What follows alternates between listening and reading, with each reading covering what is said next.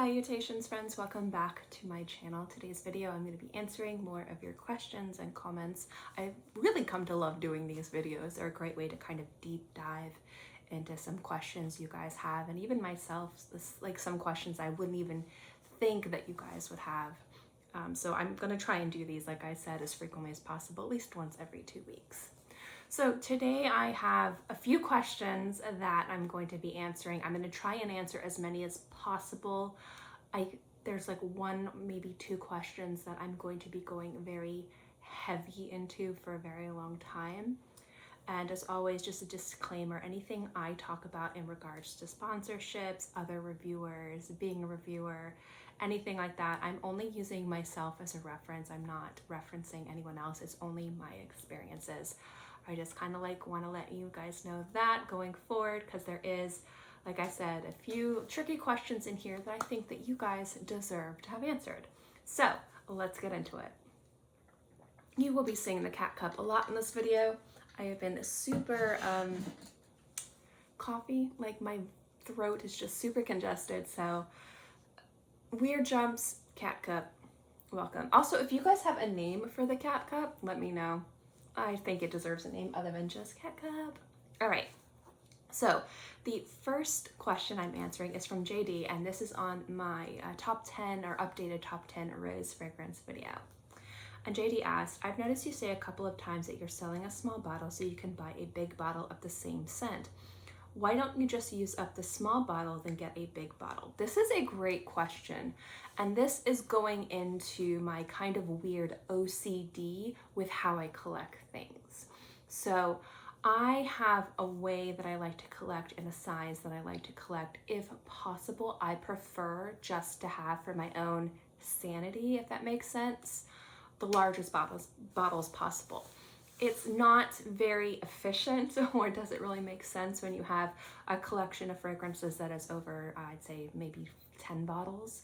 But it's just how I like to collect. I feel like I'm a more legitimate collector if I have larger bottles. Now, that does not mean that I hold any other collector to the same standards. Just how I collect and how I feel comfortable with my collection is with larger bottles.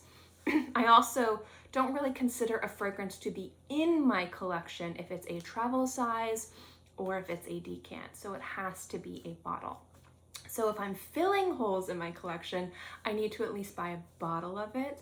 And if it's something I really love and I want it to be like a real part of my collection, I will sell the smaller bottle for the larger bottle just so I can have the larger bottle in my collection. It makes absolutely no sense. It is completely like an OCD thing. Definitely does not make sense. But what I'll do is, if I'm not sure if I'll like a fragrance, I'll buy a smaller bottle of it. And if I really like it, I'll sell the smaller bottle and buy a larger bottle. That's just how I collect. Again, it's like an OCD thing. I have weird little OCD tics and stuff, and for some reason, that's one of them. Going back to my top 10 rose fragrance, Darling J comments, is Rose's Parfait similar to Rosé All Day? Rosé All Day is from Gallagher Fragrances. Rose's Parfait is from Maison Lancôme. I heard it smelled like wine, and for me, Rosé All Day smells like an alcoholic, and I could never wear it to work. So I will not, they're two completely different scents. Rosé All Day is spicy, it smells more mulled. It definitely smells boozy. It is a very boozy scent. Rose's Parfait to me smells more like a syrup, like a mixer that you would mix in with possibly like a cocktail. It's very sweet. It's very kind of like I've described it before as Turkish Delight. Have you ever eaten a piece of like Turkish Delight or a rose scented candy? That's kind of what it reminds me of, like a very thick rose water or rose syrup. It has a crystal cool sweetness to it, whereas Rosé All Day, it's kind of more warm and cozy. I would not say that they smell the same at all, but I can definitely see not wanting to smell boozy at work. I can definitely understand that, but I think, in my personal opinion, they are completely different fragrances. I'm going to be doing a whole video about this subject, but I need to do a little bit more research and kind of get my notes together for it. But on my Antonia's Flowers Tempeh Passate video, Fia Perna, if I mispronounce that, I'm very sorry. They write, I love Tempeh Passate, really deeply love it. Nothing could ever compare to it, and I search every day for a new bottle. Please, if you know where I could buy it again, I would be forever grateful. All the best, Sophia. So, I am under the understanding that Antonia's Flowers is no more, and it breaks my heart. Had I known, I would have bought 3 or 4 backup bottles of Tempeh Passate. I only have one. I probably would have bought one fragrance from everything because I really love that scent and I wanted to explore the house more. I can sometimes find bottles on eBay. That's the only place I've been able to find a bottle. So if you wanted to find one, but be prepared to pay a super premium. So if I'm correct, it originally sold for $175. The bottles I've seen on eBay of just Tempeh Passate go for between $600 to $1,000. So I used to wear Tempeh Passate a lot. Now I don't even want to look at the bottle until I can get a backup of it. I need a backup of it. I've considered buying the samples, like, because you can buy a sample for like $30 to $50. I've considered buying like maybe like 3 or 4 2 ml samples like a month, you know, and then just keeping them off to the side and just refilling the bottle when I can. It is very hard to find, very expensive. You can find them. You would just have to be very mindful. It isn't a brand that I think would be particularly counterfeit, but you are going to be paying a huge premium for it. The last I saw a week or 2 ago, there was one bottle on eBay and it was going for $900. So if you are willing to pay it, you can probably find a bottle of it. But unfortunately, it is discontinued. Discontinued fragrances break my heart. I'm gonna be going into it, you guys. It's a very emotional video for me. Not like a sad, like I'm not gonna be crying like I do in every other video. But it is something that I do want to kind of get my thoughts together for it. But yes, you can find it. It is going to be extremely expensive, like at least 5 times what you'd be paying for it before.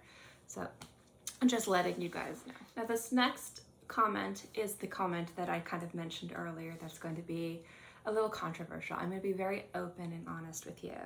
Now this is on an old video from Michelle Germain Sexual Sugar. They did send me that bottle to review. And the commenter, Elizabeth, she comments a lot and I love her comments. I don't respond to every comment that everyone says. I kind of spend like 3 days a week and I'll comment on the most recent. So I know that some of her comments, she comments, and if I don't respond, I'm very sorry. I love that she is very honest, blunt, and upfront with everything. So if you're seeing this video, Elizabeth, definitely, like, I appreciate your comments. If I don't respond to everyone, I'm sorry. But I want to read you her comment, and I'm going to be getting into this very in-depthly. Again, my experience, my thoughts on this, and I think that this is something that deserves to be addressed. Elizabeth writes, I have yet to see you give a review of a fragrance you got for free that you hated or just disliked. You always just love everything you get for free. So I'm sorry, but I find it hard to believe you are being honest. In fact, I have never seen you give a review of any perfume where you hated it. That's very suspicious in my honest opinion. I will be watching you, so will all of your subs, so you say you're honest and transparent. Well, I'd like to see something more than just you loving everything. I mean, come on, nobody loves everything. Now, I've said this before and I'll say it again. You guys are here to hold me accountable. Don't ever, if you ever see anything or you don't like the way I review, please let me know. One of the biggest issues I've seen people have with my channel and my style of review is that I do tend to like everything. I do rip into things sometimes, but not very frequently. And I've talked about this before on my, when I get sent things. I've talked about how it works, things like that. And I will link my video where I talk about how sponsorships work within, at least free bottles work within the community. I'll link that video below. That video is very old. I'm not the only person that's talked about this. And obviously any brand's relationship with each reviewer is different. I have relationships with brands and companies that are completely different than people that have the same relationships with the same subscriber count or even less. Everything's different. Now what she is saying is totally fine, nothing wrong with that. And I think that because I do and coming up, I have a lot of bottles that were sent to me to review. You guys deserve to know how I review, how I bring my reviews to you guys. I've talked about this before, but I definitely wanted to address her comments specifically in depth. Now, first things first, I will always, whenever a fragrance is sent to me, I always have a relationship with the people. One of the first things I say is, thank you so much. I'd love to try your stuff and possibly feature it on my channel. Will you be open and confident and comfortable with 100% transparency and 100% honesty? So every brand that I featured on my channel that has sent me something for free has completely and enthusiastically said, yes, that is what we're looking for. Now, when I review fragrances, most fragrances, I try to remove my personal bias from the reviews. And I feel like that's something I should stop doing because it does kind of lend me to be liking everything when there might be a few things that I don't particularly like about it because of my personal tastes. And then it's just me kind of breaking down the fragrance and how it smells and how it performs, kind of doing a semi less personalized review. And I think that that comes across as being very unhonest. It can come across as being kind of like she just likes everything. And I'm trying to do better about it. I did it, the last few reviews I did, I kind of ripped into my way, even though I liked the scent personally.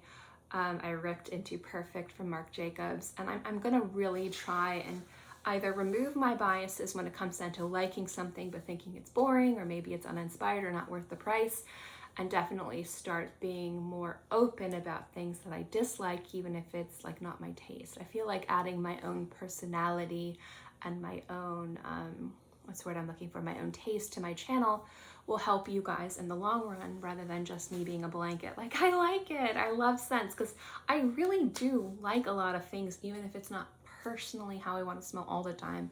I can find joy and beauty in a lot of different things. And I feel like whenever brands reach out to me, a lot of the brands that reach out to me are sending fragrances generally that I like. So how it kind of works is when I ask for something for free, if I'm given the opportunity, I will always choose something I like. So if a brand's like, hey, you know, we own this company, you know, that sells discount fragrances, like, you know, Forever Luxe is one a few years ago, pick a few bottles from our site and share it. And now I got to choose the bottles that I liked. So obviously they were fragrances that I liked. So they were positive reviews, even though they were sent to me for free. Michelle Germain, they reached out and they offered to send me, I think, like 4 bottles of fragrances.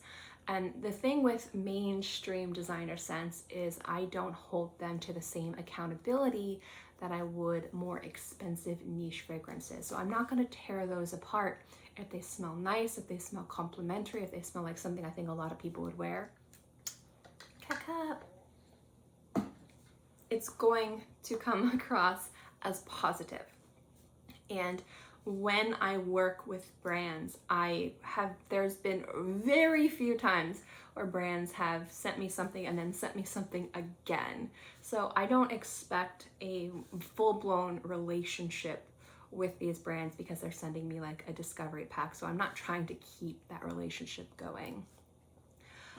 But I've never been sent something that I hated, and I've never been sent something that I think justified a crazy, insane, bad review based on its performance, its price point, and how it smells. I always try to be objective when I review fragrances.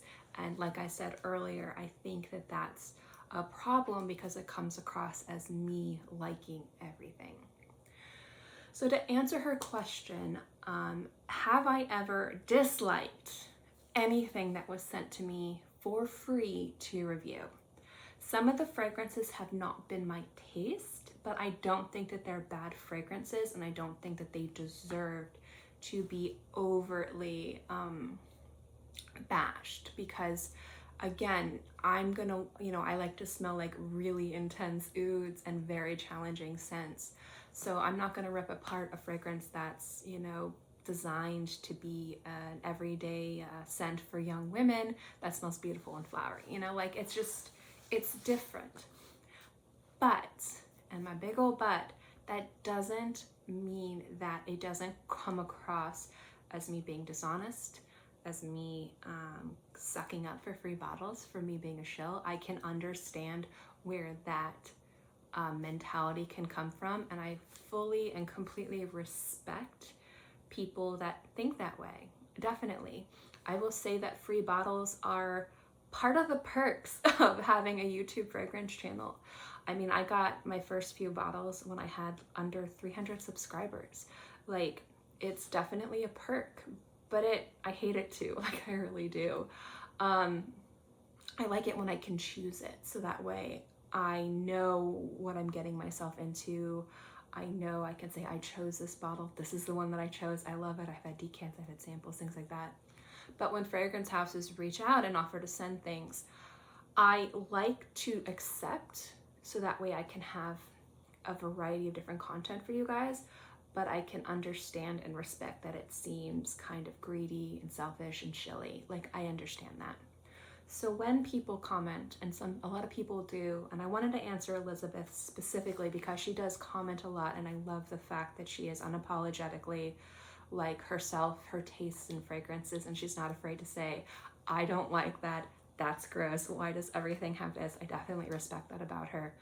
I wanted to make sure that I gave her comment the not the spotlight, but you know, she did address a variety of different things. I do like everything in my reviews. I'm trying to get better at that and be more biased with my reviews based on my personal tastes. But also, it does appear that, like, I might like everything that's sent to me for free, and it might come across that way. And I wanted, you know, you guys to know that. I wanted you guys to know how I review. I want you guys to know my tastes. I want you guys to know my preferences in fragrances. Not because I'm like self-centered, but I feel like part of being a fragrance reviewer, you guys can't smell things. I'm sitting here smelling things that you guys might not have in front of you. So your judge is if a fragrance are good or not is, one of the things is, do we have the same tastes in fragrances? Well, she loves Sycamore, she loves Encore Noir, she looks for really challenging woody aromatic fragrances, she likes really extreme leather scents. I don't like any of those, so if she says a fragrance is good, I'm running for the hills. Or you might be like, well, her reviews and her fragrances don't line up with my taste, so I'm not even gonna bother watching her scents because she's never gonna feature anything that I care about.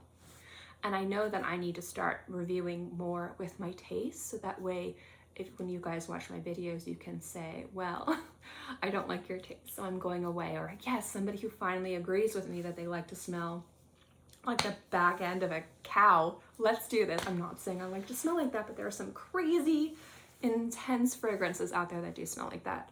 But I feel like, I really feel like, letting you guys know how it works, being transparent and upfront in the very beginning of the video when I get sent something for free, so that way if you guys don't even want to sit through the video, you don't have to.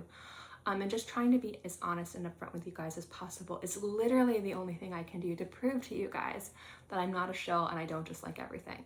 So I appreciate everybody who's been supportive, and I also deeply appreciate everyone who's been like, you know what, that's not cool, I don't like that. That's totally fine. But to kind of TLDR this comment, I have a specific way I reviewed in the past, and I'm trying to kind of break out of that cycle where it does appear that I like everything and I won't rip things apart because it doesn't fit my personal idea of what a beautiful fragrance is, and I don't want to just tear things down because it might not smell challenging enough. I'm getting through it. I'm gonna be a better reviewer for you guys, but it does seem very much like I like everything, and I don't. I've talked to you guys about it before. Look to my collection. What do I not have in my collection? What don't I post when I'm talking about fragrances or like scents of the day? Like, that's a great way to see like what I love is, like, if you follow me on Instagram, I post my scents of the day almost every day.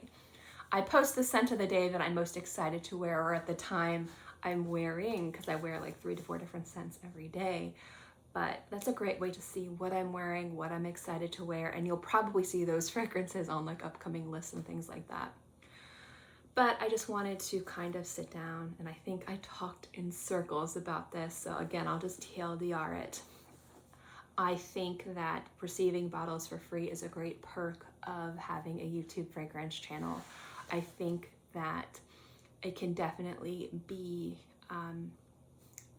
not understood, but people can come to their own conclusion that people who get fragrances for free obviously are not going to give a bad review. And for me personally, I've never tried anything sent to me that I didn't at least see a value in and didn't think that there was any reason to rip it apart. You know, just because it might smell boring to me doesn't mean that other people are going to find it boring. But what I should start doing, and I'm going to start doing with everything, free bottles included, is add my own personal biases a little bit more to reviews, so that way you guys can understand why I like things, why I don't like things, and maybe it'll help you guys kind of understand who I am when it comes down to how I like to smell, and that will make me a better reviewer in your eyes, or somebody that you don't want to waste your time with because our tastes don't align. But I definitely appreciate being said. It seems like everything you've received that you got for free you liked, and the same token, most everything I have I like. But it's a very valid criticism, and it's something that definitely deserves to be brought up. So if I didn't completely answer this question well enough for you guys, because I feel like I talked in circles and I kind of lost my train of thought, if you have any specific questions or concerns about this, specifically with my channel, let me know in the comment section below, and I'll make sure to add those comments to my next answering your questions video. Next question is from my first impressions video of Marc Jacobs Perfects. And Marianne E says, nice review. And I love the cat cup. Where's it from? Cat cup. I have two of these actually, one in black and one silver. So this lovely little cat cup is from Michaels. It's part of their Halloween decor. And I got it because obviously kitty ears. If you guys don't know, my entire house is quite literally black cat decor. I get so excited during Halloween because I literally will buy everything spooky. I love it. And black cat specifically. I would be okay with rescuing any black cat that came across my path. I love them.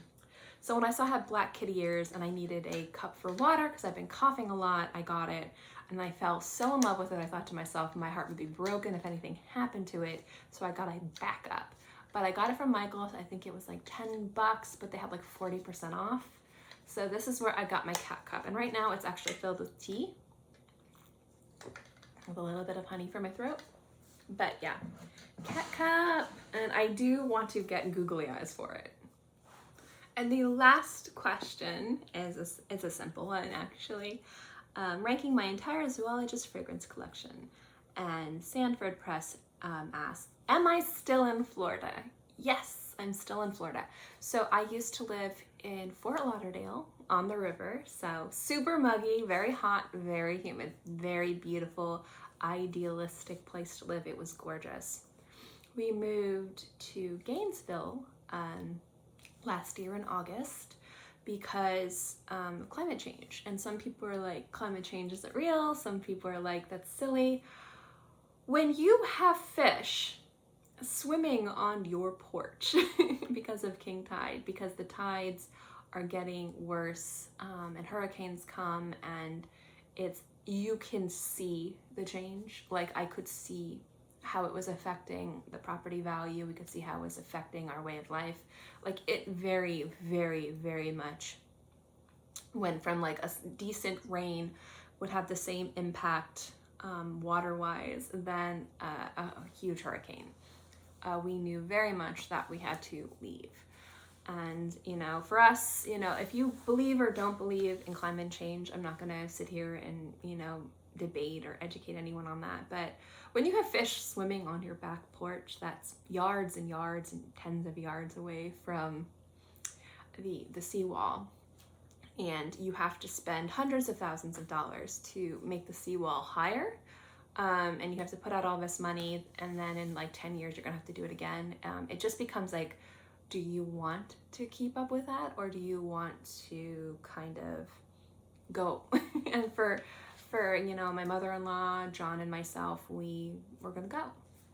It was very hard because the property that we lived on was part of basically the identity of my husband's side of the family. They were homesteaders. They'd lived there for over 200 years. The house we lived in was over 100 years old. They were built by, you know, her grandfather, great-grandfather, her father. Like, it wasn't a decision that we took lightly, and it was actually a decision that we'd been talking about for 5 years. So initially we were going to move to Virginia, and we found a beautiful house in Charlottesville that was like kind of like in this horse farm country, and we always knew we needed to get like 2 houses. So the house that we found for us was like almost $900,000. We decided not to get it because it was going to eat up most of the budget for both the houses, and my mother-in-law wasn't going to get everything that she needed. And our first priority was making sure that Patsy was, you know, taken care of, because first and foremost, she was paying for the move. And also because, you know, for her, this was like, for my husband, it was also a huge identity, but for her, it was like everything. And so to make sure that she was comfortable, she was happy, you know, we basically let her say, where are you moving to? We were moving with her because we love her and we didn't want her to be isolated. You know, at the time, my family, my dad was still alive, my mom was there, my sister, everyone was down there. So like I was leaving my side of the family, but you know, they're also my family. And we wanted to make sure that, you know, Patsy wasn't alone and isolated. So initially we were gonna go to Charlottesville, but the only house we found that really met our needs was within our budget and also out of our budget. So then we decided to wait a little bit. Then we were going to move to Winter Park in Orlando, and that was a little bit more feasible in regards to, you know, budget, being more near their family. That's where my sister-in-law and her wife live. And so like we have a lot of friends up there. So we were like, okay, we're gonna live here. And then Patsy she wasn't comfortable with it. She's a historian. She's one of the leading experts on the Seminole Indians. And for her, there was like no career there for her. There was no easy way for her to continue her research and her job doing that. So we put that on hold for another year. And then, you know, she had not family, but friends that were like family in Gainesville. University is up here. It's a beautiful place to live. And she just kind of one day was like, you know what, Gainesville. And so they came up here. The cost of buying houses up here, what we were looking at in Winter Park, the house that we got here is half the amount of money that we would have spent down there. So we were able to find 2 really beautiful houses. Patsy got everything she needed. We got everything we needed. And for less than the first house in Charlottesville. So all that money is saved and put away for a rainy day, which is good.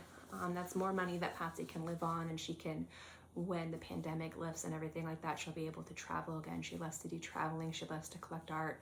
So her having more money to be able to live out her life at the lifestyle she is comfortable at is great. So that way it's not like we're nickel and diming everything because we spent all this money on these houses. We found exactly what we needed, much cheaper up here.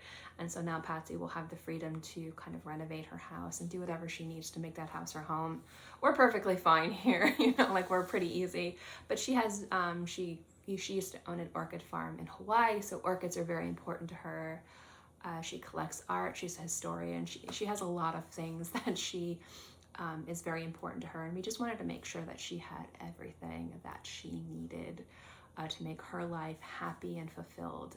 Also because she's, you know, funded this whole thing too. Like her needs come before our needs, even if we weren't paying, but they definitely came before. But we couldn't be happier up here. It's actually been really terrific. The hardest thing has been being away from my family. We are, I would say, about 5 to 6 hours north of where we used to live. But it's actually an easy drive, but it's just, you know, so yeah. So that's a long answer, but I kind of wanted to talk about it because some of you guys have asked if I still live there. And no, I don't live in South Florida anymore. I live in northern central Florida now. So yeah, Thank you guys so much for watching this video. I hope you enjoyed it. I know it was a longer one, but I did want to kind of answer some little questions, and I really wanted to kind of deep dive and answer that really intense question that Elizabeth asked, which I thought was an excellent question. I've talked about this before. You guys, don't ever feel bad about calling me out if you see anything you don't like about my channel, any way I don't review. Don't ever feel bad about saying, girl, I don't like that. That is totally fine. You guys are here to hold me accountable. So I really appreciate all of you. Thank you guys so much for watching. Like and subscribe. I love seeing this channel grow. Say goodbye to the cat cup. I need to find a name for that cat cup. If you have any ideas, let me know. Thank you guys so much for watching. I'll see you next time. Bye.